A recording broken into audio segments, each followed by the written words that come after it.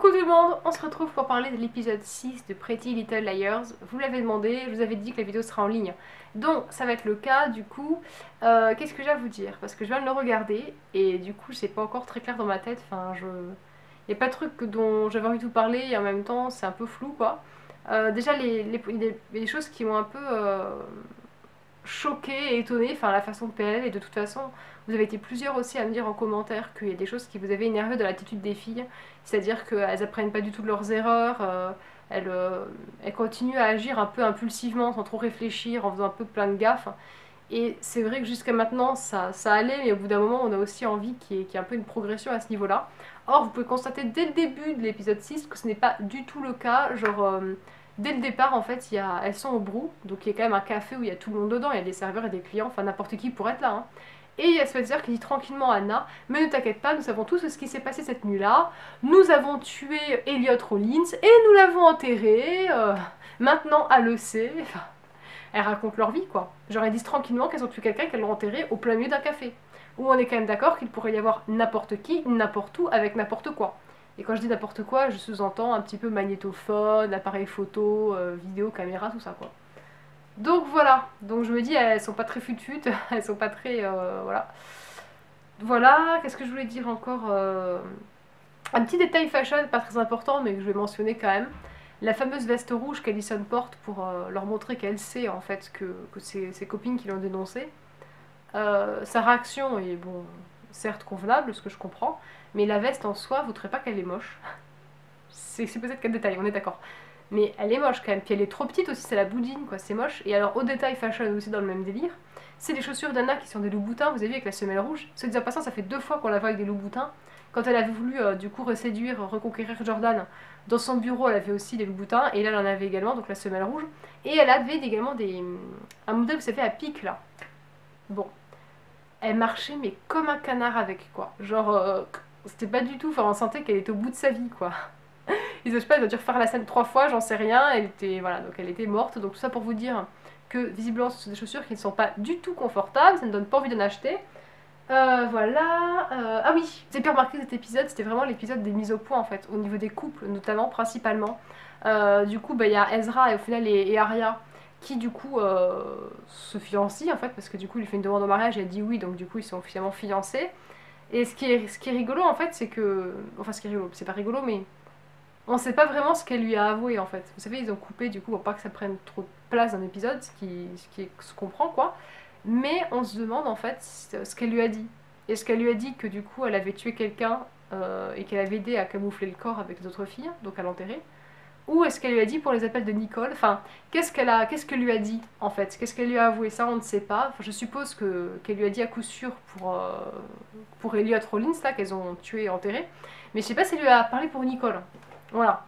Donc je sais pas trop ce qui a été dit. En tout cas visiblement lui se fait toujours avec elle, mais bon ça on s'en serait douté. C'est vrai qu'Ezra depuis le départ de toute façon il est quand même très impliqué puisqu'à une époque lui-même a été entre guillemets A, donc enfin tout du moins il surveillait l'affaire de près, donc c'est vrai que c'est un peu différent quand même.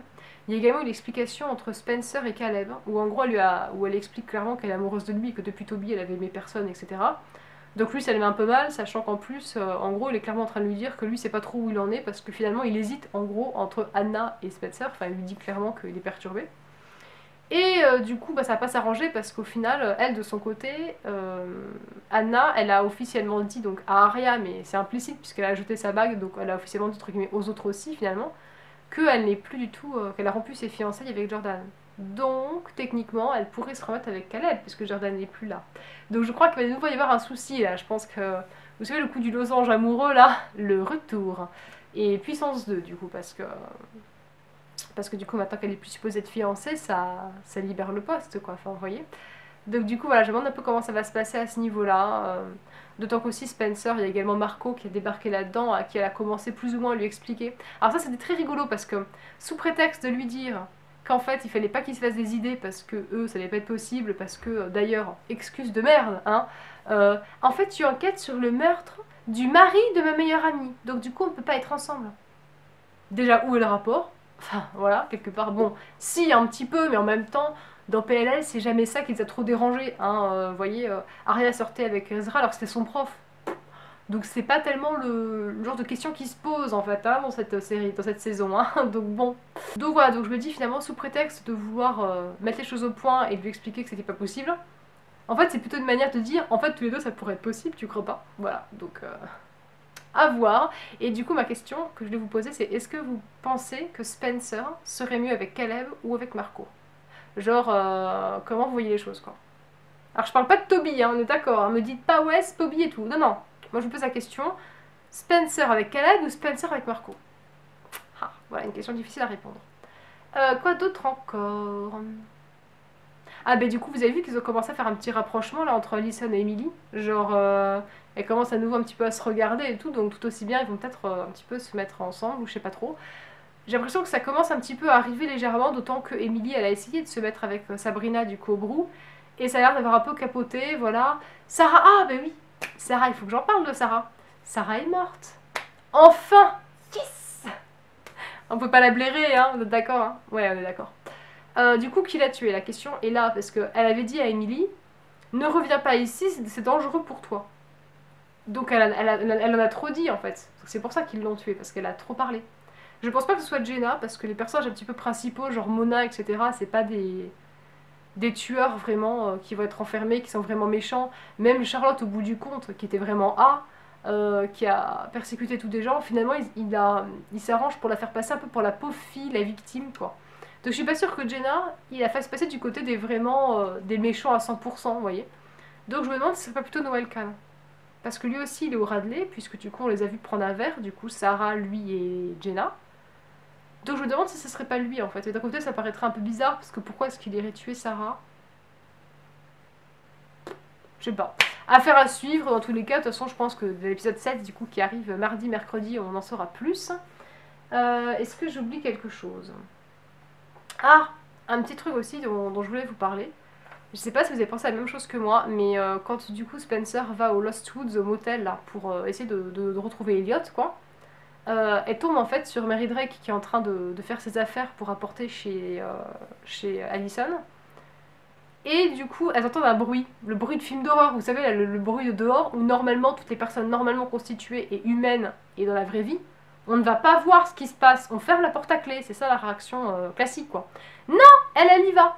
Et alors en plus, l'autre elle lui dit, n'y va pas les mains vides, il est dangereux. Et là elle lui tend une arme, une espèce de bout de fer là, qui a un nom, mais je sais plus à quoi ça sert exactement, et je sais plus le nom que ça. Mais peu importe, une espèce de barre de fer comme ça. Et Spencer, elle la prend en fait. Et quand elle l'a prise, je me suis dit, s'il faut, c'est juste pour mettre les empreintes dessus. Voilà, je sais que c'est tordu, parce que voilà, mais en même temps, je me dis, dans PNL, tous les scénarios sont tordus depuis le début, hein, donc c'est pas tellement limitant, ça, pour eux, le côté un peu twisted, comme ça. Donc je sais pas, est-ce que vous pensez pas que c'est pour mettre les empreintes de Spencer sur ça, quoi? Je sais pas, voilà, juste une idée comme ça. Est-ce que vous pensez du coup que Mary Drake elle est sympa ou pas? Parce que je trouve qu'elle en fait un peu des caisses quand même. Quand elle a dit ah, Elliot me fait peur, nanana, je sais pas quoi, bon voilà.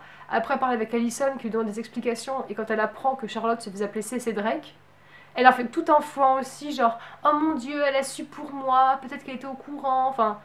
Je trouvais pas que ça fait un peu beaucoup quoi, surtout que l'actrice, c'est la même du coup qui jouait Jessica avant, donc la mère d'Allison elle avait un rôle beaucoup plus soft en fait, alors que là je trouve qu'elle surjoue un peu tout.